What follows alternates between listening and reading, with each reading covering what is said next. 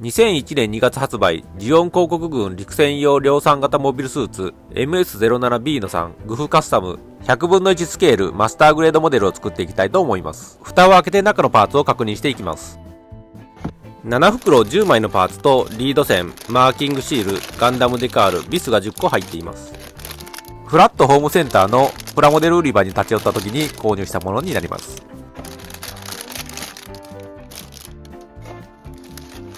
一番下に20ページからなる取扱説明書が入っています。再販品を購入したので青色のバンダイマークになっています。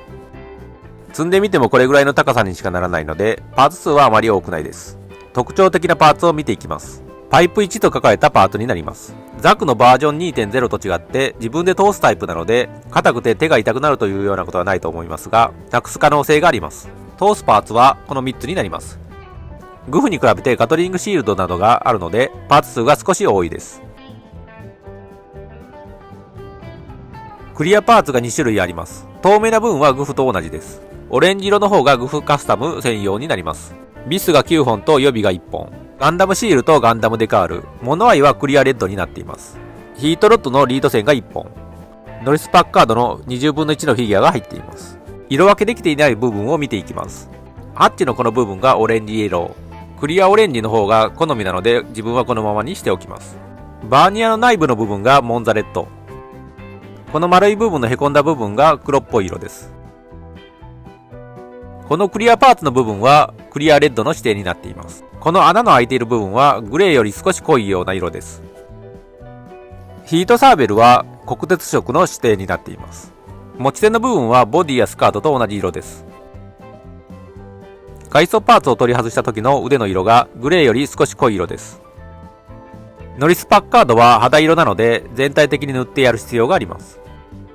内部フレームを見てみます。ズゴックのように全ての外装パーツが簡単に外せるような構造にはなっていないです。腰部の部分は外装パーツがないと非常に寂しい状態になります。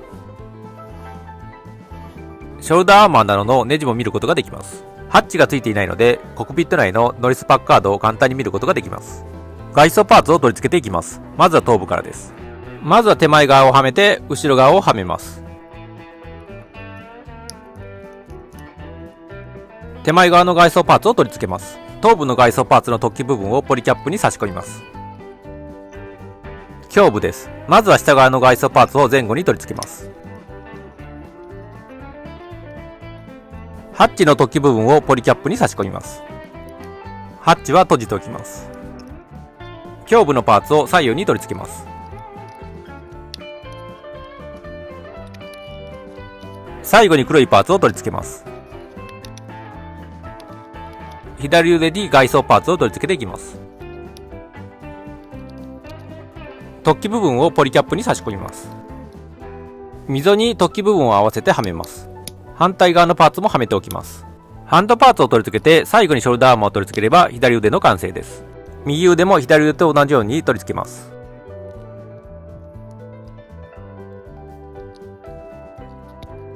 ヒートロッドを取り付ける部分があるので左腕とは少し違います。最後にショルダーアーマーを取り付ければ右腕の完成です。左足です。足首にアンクルジョイントアーマーを取り付けます。太ももに外装パーツを取り付けます。パーツの中に入れて突起部分を穴に差し込みます。後ろ側のパーツを取り付けてサイドのパーツを取り付けます。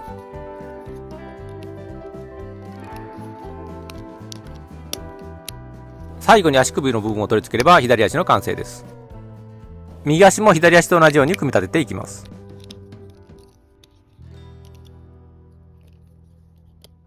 合わせ目はこの部分だけ発生します。後の部分は断落ち処理がしてあります。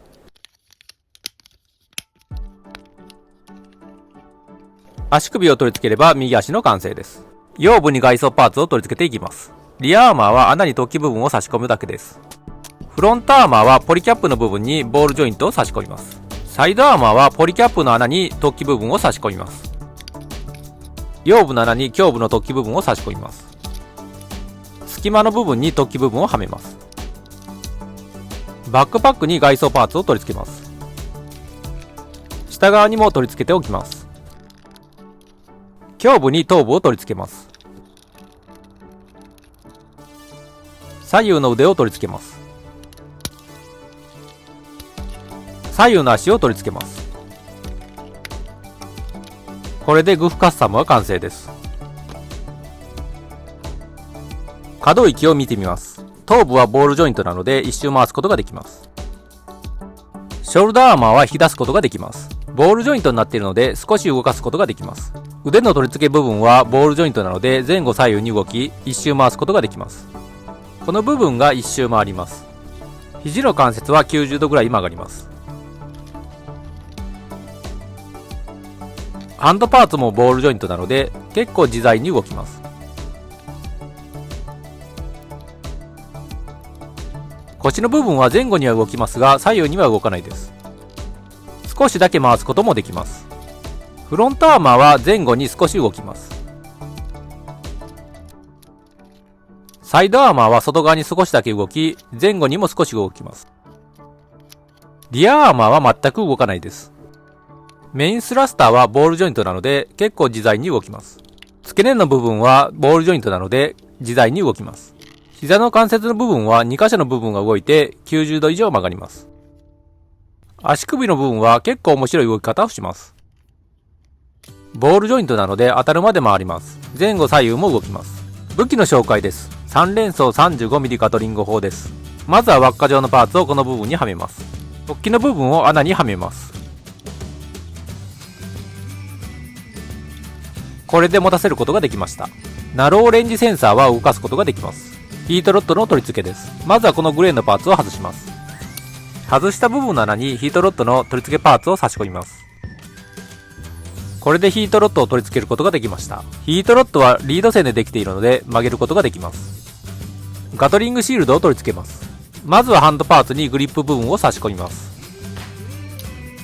次はこの穴に突起部分を差し込みます。これでガトリングシールドを持たせることができました。かなり重いので場所によっては保持できない場合があります。ローリングバレルは回すことができます。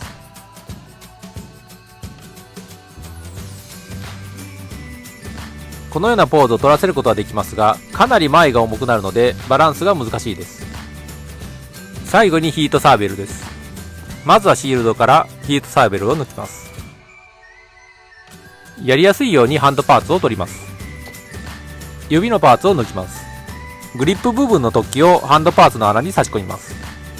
この状態で指のパーツを差し込みます。腕に取り付ければヒートサーベルを持たせた状態の完成です。シールドにマウントする場合はグリップ部分の突起を後ろ側にして差し込みます。これで収納することができました。同時期に発売されたグフとの違いです。ショルダーアーマーの大きさとスパイクの形がだいぶ違います。スパイクの角度がかなり急になっています。頭部は色以外の違いがあまりないです。胸部の部分と腰部の部分はだいぶ形が変わっています。コクピットハッチの開け方もだいぶ違いがあります。少し上側を押してやって隙間を作り細いものを入れて上に動かします。簡単に上側にスライドするグフとはだいぶ違います。開け方が違うのでコクピット内も違いがあります。閉じ方も違います。上に押し込みながら閉じます。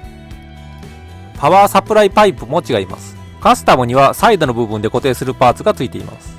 メインスラスター付近の形状の違いがあります。膝の関節部分の形状も違います。物合いを動かします。頭部の外装パーツを少し上に動かしてから動かします。今回はやりやすいように外してしまいます。この部分を左右に回転させて物合いを動かします。かなり硬めなので動かすのが大変です。正面から45度ぐらい動かすことができます。反対側も同じぐらいまで動かすことができます。動かし終わったら外装パーツをはめて完成です。物合いの色もピンク系ではなく赤色系になります。このキットの感想です。最近のキットではないので色分けがされてない部分が多々あります。グフと並べてみると結構違いがあって興味深かったです。グフカスタムは非常にかっこいいのですが一つ難点があります。ポーズによってはガトリングシールドが重すぎてポーズを維持できないことです。マスターグレードですが最近の HG よりも安い3300円です。ご視聴ありがとうございました。次回の動画もお楽しみに。